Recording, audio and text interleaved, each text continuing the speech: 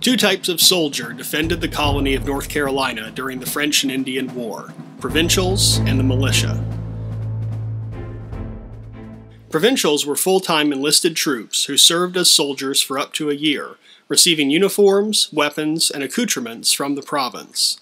Each North Carolina provincial received a stand of arms, consisting of a musket with sling and bayonet, a cartridge box, and a cutlass. Sent from the Tower of London Armory, the arms of the Carolinians were mainly 20 to 30-year-old Dutch-made muskets.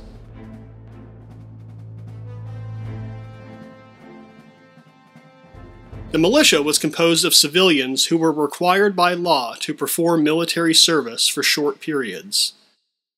North Carolina's militia law required all freemen and servants ages 16 to 60 to provide themselves with a serviceable gun, at least 9 rounds of ammunition, and a sidearm in the form of a sword or tomahawk.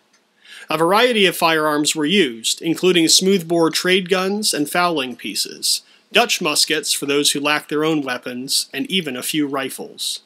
Virtually all weapons in the 1750s, whether used by provincials or militia, were single-shot, muzzle-loading flintlocks. The lock, or firing mechanism, contained a piece of flint stone. Flint is sharp enough to shear sparks of iron from steel when the two are quickly scraped against each other.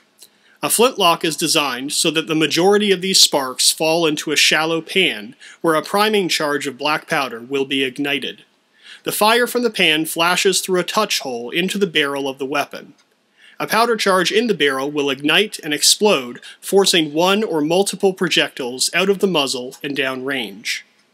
To load his weapon, the provincial soldier was taught a series of steps as laid out in military drill manuals, such as that written by Humphrey Bland in 1756.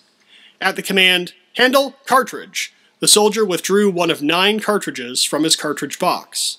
A cartridge was a tube of paper containing a 1-ounce 69 caliber lead ball, as well as a pre-measured charge of gunpowder.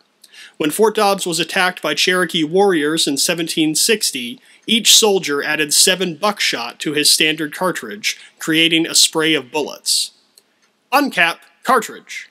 The cartridge could be quickly ripped open by the soldier's teeth. Prime. Next, a small amount of powder would be poured into the pan. Shut, pan. The steel would be closed over the pan, and the musket would be cast about, allowing the soldier to complete the loading process through the muzzle. Load with cartridge.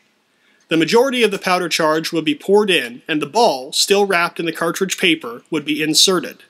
At this point, the ball would be lodged near the top of the barrel.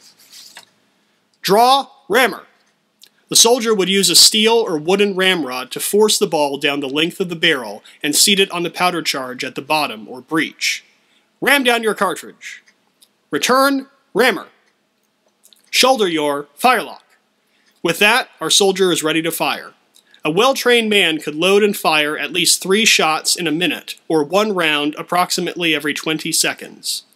Provincial soldiers at times fought tree to tree in the manner of Indians, but their training was based on close-order linear tactics. With a smoothbore weapon, it was difficult for a soldier to hit a man-sized target at ranges much greater than 100 yards. Massing troops in multiple ranks who fired together in volleys allowed a concentrated wall of lead to be delivered downrange to the enemy, increasing the potential destruction of each individual musket.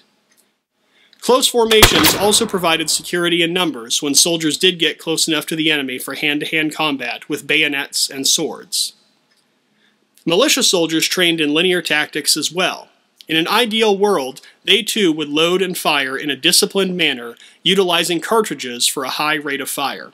In reality, many militia use the same loading materials as they would when hunting: a powder horn and a shot bag. When loading from a horn, as with a cartridge, a small charge of powder is first poured into the pan. Unlike with a cartridge, the main powder charge would then have to be measured prior to being poured into the muzzle. A ball, or the desired amount of buckshot or swan shot, would be retrieved from a leather or canvas shot pouch. Small shot would likely have wadding of paper or tow rammed on top to prevent it falling out of the barrel.